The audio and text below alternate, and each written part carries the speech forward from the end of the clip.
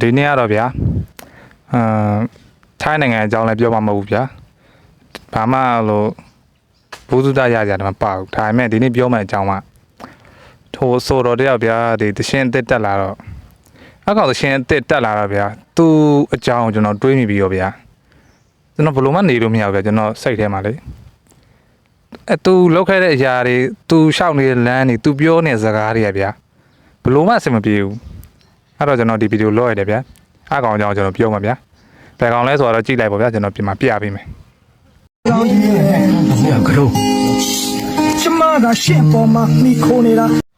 ဒီနေ့ပြောမယ့်အကြောင်းကဗျာနိုင်ငံရေးလဲဖြစ်ကောင်းဖြစ်နိုင်တယ်ကြိုက်တဲ့လူပဲကြည့်ပေါ့ဗျာမကြိုက်တဲ့လူကြော်သွားပေါ့ကျွန်တော်အမြင်ကိုပြောပြရမှာပဲဒီကောင်ကဗျာဘယ်လိုပြောမလို့ဒီကောင်ယောက်ျားမဟုတ်ဗျာဒီကောင်အရှောက်ကြီးဘာလို့ဆိုတော့ကျွန်တော်တို့ဆိုဗျာကျွန်တော်တို့စုံမချက်ရှာရင်ကျွန်တော်တို့တစ်ခုပဲရှာတယ်အဲ့တစ်ခုတိုင်းလှုပ်တယ်ကိုဖြစ်ကိုခံကျွန်တော်တို့အဲ့လိုမျိုးဗျ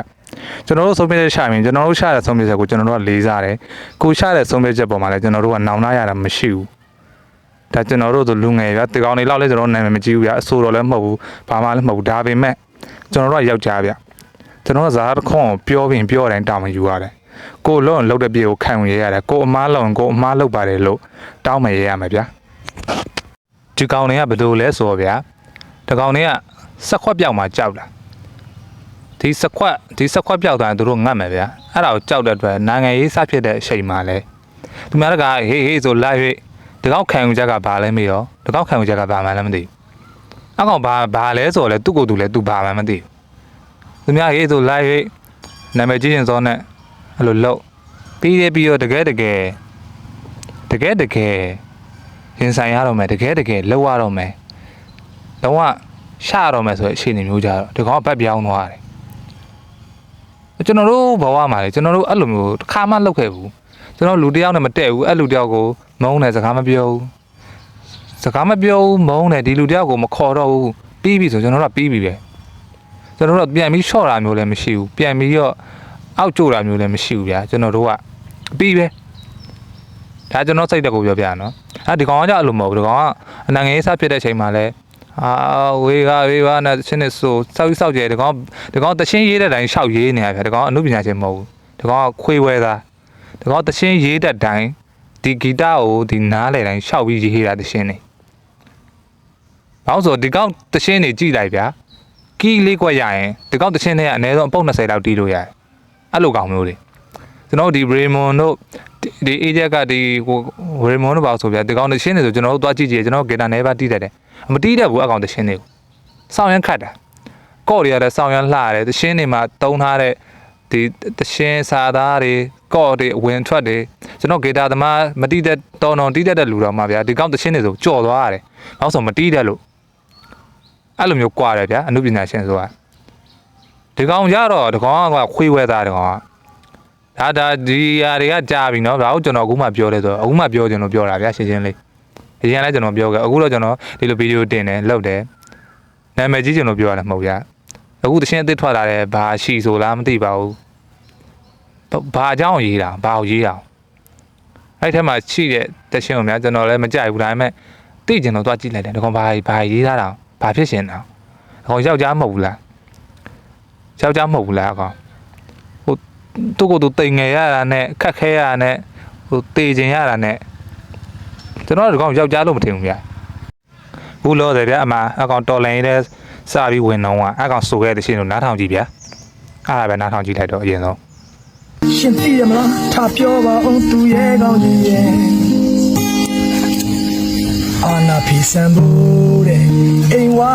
ကထွက်တော့ကျမရတဲ့နီးနဲ့တားခဲ့တဲ့နာပါရာဘာကြည်စံဆိုရှင်မမြင်တော့ဘူးလားရှင်တိုင်းကလေးကျမဖြစ်ခဲ့တဲ့နာပါအခုတော့ပြေကြပြီမဟုတ်လားရှင်အိမ်ပြန်မလာနိုင်တော့တာကျမတခါကလေးစိတ်မလို့ပါသူရဲ့ကောင်းတဲ့စိတ်တို့မလို့ခြင်းပါရှင်ကကျမရဲ့ရင်ခွင်ကျမတိုင်းပြည်မှာဒီမိုကရေစီရပြီးသားပါသူရဲ့ကောင်းတဲ့စိတ်တို့မလို့ခြင်းပါ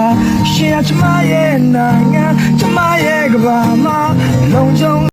ဒါနောက်တစ်ပုတ်ဗျာ ကျွန်တော်အဖို့မပြောခင်ဗျားတို့နားထောင်ကြည့်ရမှာ ပြောတော့ကတိုင်းပြည်ကိုတကယ်ချစ်တဲ့ဆိုဒါဆိုမူလာတိုင်းက10တန်းဒီ10နှစ်10မို့တင်လာတဲ့ပညာတွေသုံးမရတာဘယ်ခေတ်ရကောကဲပြောစမ်းပါတိုင်းပြည်ကိုတကယ်ချစ်တယ်လို့လူငယ်ချင်းတွေခေါ်တယ် plan တင်တယ်လို့ပြီးရင်တောင်းမယူနိုင်တဲ့သူတွေဖယ်ပြစ်မယ်ပြောချိုးကတော့မြက်ကန်းစင်မချတချို့ကြတော့ဖြက်လန်းနေရှောက်တချို့ကြတော့ထက်တန်းနေအောင်လို့ဘွဲတွေရလဲတာမဝင်တဲ့လမ်းစာလေးနဲ့ဘာတွေဆက်လို့ရောက်လက်တက်လန်းတွေပြောက်တချို့ကြတော့နိုင်ငံခြားထွက်မိသားစုစောဝင်နေရင်လူငယ်ဘွားရဲ့ကောင်းဆုံးတက်တန်းတွေရောက်ကျဲကူလာရှင်းထွက်ပြီးရက်စမ်းနေဟျောက်ငါတို့ငါတို့ရွေးဖို့လက်တန်းနေအောင်ဘုံလေးတစ်သမိုင်းလူတက်တယ်ဒီဘုံလေး plus ဒီကတက်တယ်ဒီဘုံလေးပြန်လေရင်လေးပချာမှာပေးစခဲဘွားလေးဒီသူကိုစမ်းမငယ်ကြီးသူတွေလေဒီသူတွေဘက်ကရက်ခဲသူတွေဘယ်သူကိုမဲပေးမယ်ဘယ်သူကိုမဲမပေးမယ်ဒီချိန်မှာမေးဖို့တော့မလိုဘူးကျန်တာတွေထားမှမပြီးချင်ဘူးဒီမိုကရေစီပဲပေးပါကျန်တာတွေထူမှမရချင်ဘူးဒီမိုကရေစီပဲပေးပါ ရှေ့မှာခင်ဗျားတို့နှစ်ပုတ်နားထောင်ပြီးဗျာဒီတစ်ပုတ်မှာသူပါလေဆိုထားတဲ့ဆိုတော့ခင်ဗျားတို့ထပ်ပြီးနားထောင်ကြည့်လိုက်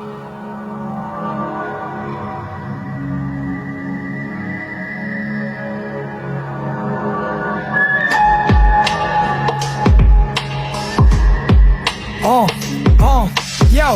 my feel from Jan and Yaga. ဒီကောင်တော့မသိဘူးဗျာကျွန်တော်ကတော့စောင့်ရင်ဘယ်လိုပြောမလဲရှက်တယ်ဗျာဗီဒီယိုဖိုင်ပြန်သွားလို့ကြောက်လွန်းလို့လေဗျာယောက်ျားကြီးဖြစ်ပြီးတော့ဗျာကြောက်လွန်းလွန်းနဲ့ကြည့်ပါအောင်ဗျာဖြစ်နေပုံကြီး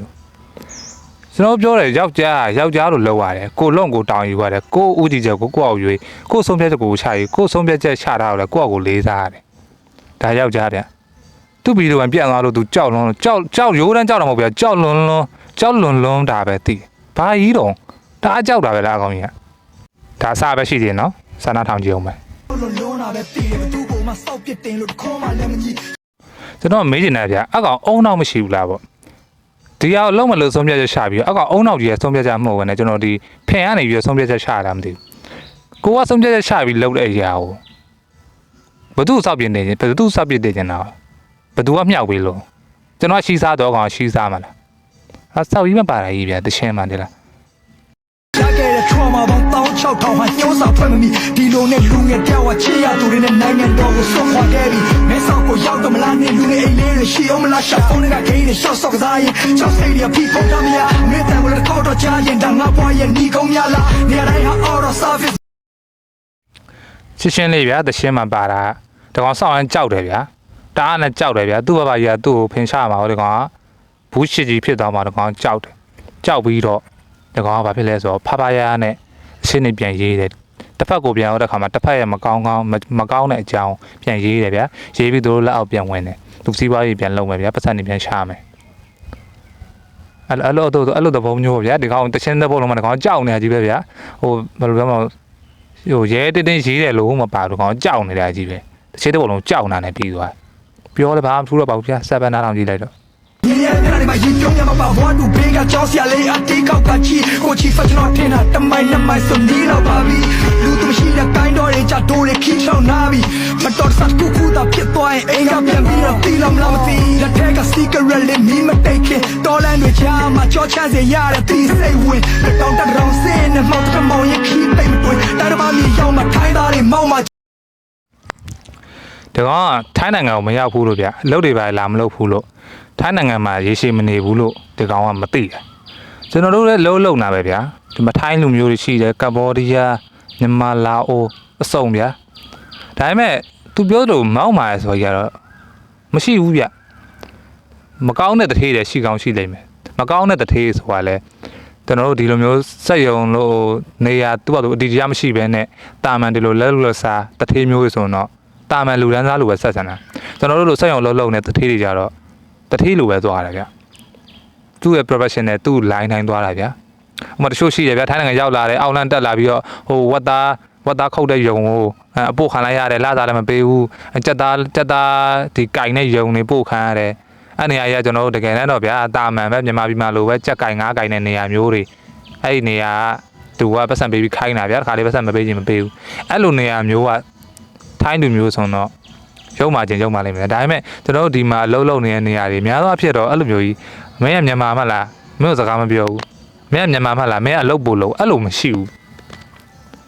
100%ပါဗျာ90%ကမရှိဘူး ကျွန်တော်ဆိုလဲဒီလိုပဲမိသားစုလိုပဲစနောက်ကိုအမှားရှိရင်ကိုချစ်တဲ့တည်းဆိုလဲပြုံးပြီးတော့စူတာရတော့မှပြုံးပြီးတော့စူတာဗျာအဓိကကိုကနေတတ်ဖို့လိုဒီကောင်ကတော့ဘူးမသိမသိနဲ့ဗျာဟို2ရက်လောက်ရောက်ပြီးတော့မှဟိုအခက်ခက်လောက်လို့ကြုံတဲ့ဟာတော့ကောင်တချင်းလျှောက်ရေးနေကောင်ဆိုတော့ကျွန်တော်လည်းအောက်လန်းတက်လာပဲဗျတိုးလို့ဟိုမဟုတ်ကျွန်တော်တို့ဆိုဒီကားထဲမှာငရှင်တိတ်တို့တိတ်ခံလာတာဒီကောင်စောက်ယူပါဗျာဒီမှာတခုတော့ရှိရယ်ဘာရှိရလဲဆိုတော့ဒီစက်ရုံမှာနှစ်အကြာကြီး10နှစ်15နှစ်လောက်လောက်လာတဲ့သူကိုအခုမှတစ်နှစ်2နှစ်လောက်နဲ့အလုပ်ဝင်တဲ့လူကသွားရှင်လို့တော့မရဘူးအကြံတော့ဝနတွေကဒီတထေးတွေကသူတို့ရှိမှနှစ်အကြာကြီးနေရလို့ပဲမျက်နှာသားပေးရဒါထုံးစံပဲကျွန်တော်တထေးပြင်းနေကျွန်တော်စီမှာတစ္ဆာရှိနေနှစ်အများကြီးလုပ်တယ်လို့ကျွန်တော်ဦးစားပေးမှာပဲအမှားရှိနေကျွန်တော်ကနည်းနည်းပါးပါးဆူမှာပဲကျွန်တော်ဆူရင်တော့ကျွန်တော်ပြုံးပြီးဆူမှာပဲဘာလို့လဲဆိုတော့ကျွန်တော်တို့အကျိုးပြုတယ်ဗျာကျွန်တော်စီမှာနှစ်ကြာကြီးနေရတော့ကဟုတ်တယ်မလားဒါလောက်သမားအခက်ခဲလည်းမရှိဘူးတချို့တို့ရှိရဗျာခေါ်လိုက်တယ်ခေါ်ပြီးတော့ခိုင်းတယ်တစ်နှစ်2နှစ်လောက်ပဲလောက်ရသေးရဲ့ကျွမ်းကျင်နေပြီဆိုမှအလောက်ကောက်ထွက်သွားတော့တခါနောက်တစ်ယောက်ထပ်ရှာရတာမျိုးတို့အဲ့လိုမျိုးတထေးမှလည်းသူပြဿနာတို့ရှိတယ်အဲ့လိုမျိုးတော့ခွဲခြားဆက်ဆံတာတော့ရှိကောင်းရှိနေတယ်ဒါပေမဲ့မောက်မာတာတို့ကိုကပစ္စည်းသွားဝယ်တယ်ဆိုင်ရနေမင်းမြန်မာမို့လို့မရောင်းဘူးတို့မြန်မာမို့လို့မင်းနဲ့စကားမပြောချင်ဘူးအဲ့လိုမျိုးတော့မရှိဘူးအဲ့ဒါတော့အမှန်တရားပဲဒီမှာရှိကြတယ်ဗျာထိုင်းလူမျိုးတချို့မဘာသာရှိတယ်သူတို့လူမျိုးမှသူမျိုးသူတို့လူမျိုးမြန်မာလူမျိုးကိုပြန်လှော့ရမယ်မြန်မာလူမျိုးတွေကသူတို့အလုပ်တွေလူယူနေတယ်ဆိုပြီးတော့ပြောနေကြတဲ့အကောင်တွေရှိတယ်ဒါပေမဲ့တစ်ဖက်မှာလည်းသူတို့ထိုင်းလူမျိုးကပဲမြန်မာအလုပ်သမားတွေကိုပြန်ပြီးတော့အကာအကွယ်ပေးနေတာမျိုးတွေရှိတယ်နော်အဲ့လိုနေရာတကာကြီးမကောင်းတာမျိုးတော့မဟုတ်ဘူးဗျာချက်ကမြန်မာဆိုပြီးလေချင်းအောင်မြန်မာချင်းချင်းလည်းညင်းတယ်ရပဲတင်းကွင်းကခွာရဆင်းရချက်တယ်လာပြီးချင်းနဲ့ချက်တယ်မင်းတို့ကပြရပလင်းနဲ့မပြတ်ခမင်းလည်းမငါပဲခုခုဆို Facebook ပေါ်မှာတင်းမတက်ဆဲအာသာပြစ်တဲ့လေးနဲ့ရှောင်ရဲချပြီးကိုရန်ချက်တာယာနဲ့လူငယ်တွေကိုမြောက်ပေးကြပြီးအိမ်မက်ပြနှောင်းနေလာပြီးအသက်တွေလည်း block stay လူတွေကသူတို့အချောင်းမသူများဘွားတွေဆိုစောက်ရဲမှမကြည့်ဒါမှတရားတွေပဲကွာနားစင်ကြလဲပွဲစားကထောင်ချမယ်လို့ချင်းချောင်းနေလဲအိုင်မများတဲ့တော့ထိုင်းရဲကိုပိုင်တဲ့ဆိုတာနဲ့ဘသူမှလာချဝင်မတားရဲတိုင်းတစ်ပါးမှာတရားမဝင်ကြတဲ့ဒိုးလူမျိုးပဲဖျားသခင်မမကဲဒီချက်နဲ့ချက်ချမှာလုံးမရတော့မြန်မာပြည်ပြန်လာပြီးဆိုတာနဲ့တအုပ်မကြီးကိုပေါက်ချရောခဲလန်ဒုက္ခတော့မှာတော့ဘသူမှလာစင်ပြလာတော့ခုတ်တရားမပြောအားလုံးအလုံးပြန်လုံးနေပြီးချီဖန်နဲ့ flow ကရောစိတ်မလေးတွေနဲ့လာတဲ့အစနာထုတ်ကြအလုံးလုံးတင်းနေတော့မူနေတဲ့လို့အတင်းထားလုပ်ပြငါတို့မှလူလူကိုအမှန်တရားတွေရှင်းပြမရဒုက္ခဒီမှာဆိုဗျာအမှန်တရားကိုရှင်းပြမရဒုက္ခတယ်ဒီစောက်တော့လဲလုံနေကောင်ကအမှန်တရားဆိုတော့ဒီကောင်ကဘာဘယ်အောင်အမှန်တရားလို့ဒီကောင်ပြောတာအမှန်တရားဘာတော့အကောင်ပါသိတော့သူလုံနေအမှန်တရားပေါ့သူအဲ့ဒီဟိုဘက်ဘောပြေးမလိုက်ဒီဘက်ဘောပြေးမလိုက်နေအဲ့ဒါအမှန်တရားလားထားတော့ဗျာဒီသချင်းခင်ဗျားသိကျင်အမှ TikTok မှာတွားရှာကြည့်ဘယ်မှာကြည့်ရှိပါလဲဗျာတွားရှာကြည့်ရတော့အားကုသို့များဒီမှာဆိုဗျာမသချင်းဗျာထွက်တယ်အတန်မထဲတော့ဘူးဗျာအမြန်ရစ်ပေးထားတယ်။နောက်ဆိုစာသားတွေကဗျာအတိတ်ပဲမရှိတော့ကြည့်ကြရတယ်မလို့ပါဘူး။အဓိကပြောနေတာဒီသချင်းကိုကျွန်တော် promotion ဆင်တာမဟုတ်ဘူးဗျာ။အဓိကပြောချင်တာဒီကောင်ဟာစကားကိုယောက်ျားကြီးဒမ်မန်နဲ့ဘလောင်းပလဲအရန်နိုင်တဲ့ကောင်ဒီကောင်စကားကိုဗျာဂျပိုးကနေလိပ်ဖြစ်အောင်ပြောတတ်တဲ့ကောင်ဗျာဒီကောင်ထိုင်းနိုင်ငံကိုလွတ်လိုက်တင်တာဗျာ။နောက်ဆိုဒီကောင်သချင်းစုံမှန်းစားလေကျွန်တော်ဒီထိုင်းနိုင်ငံမှာပွဲစားတို့ဘာလို့လှုပ်စားဒီကောင်စောင်းရမ်းအဆင်ပြေမှာ။နောက်ဆိုဒီကောင်စကားတော်တော်တက်တဲ့ကောင်ဗျာ။အကောင်ကျွန်တော်ထိုင်းမှာပွဲစားရပါလောက်ခိုင်းနေတယ်ဗျာ။ဗိုက်ရိုက်တဲ့ပွဲစားပါညာပေါ့။ထားပါဒီမေလို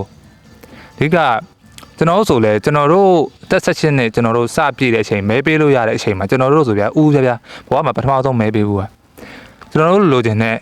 ခေါင်းဆောင်ကျွန်တော်တို့ဖြစ်ရှင်တဲ့ပုံစံကိုလုပ်ပေးမဲ့ခေါင်းဆောင်ကျွန်တော်တို့ရွေးလိုက်တာကျွန်တော်မဲပေးခဲ့တယ်ကိုယ်တိုင်မဲပေးခဲ့တယ်ဒါကြီးကိုဗျာသူတို့အာဏာသိမ်းနေတာနဲ့သူတို့ဆက်ပြီးတော့အာဏာလိုချင်တာနဲ့သူတို့ဒီနိုင်ငံကနေပြီးတော့ဒီတင်ရသားတွေဒီနိုင်ငံပတ်စံတွေပြည်သူရှီကနေသူတို့ကမဟာတရားလိုချင်တာနဲ့သူတို့က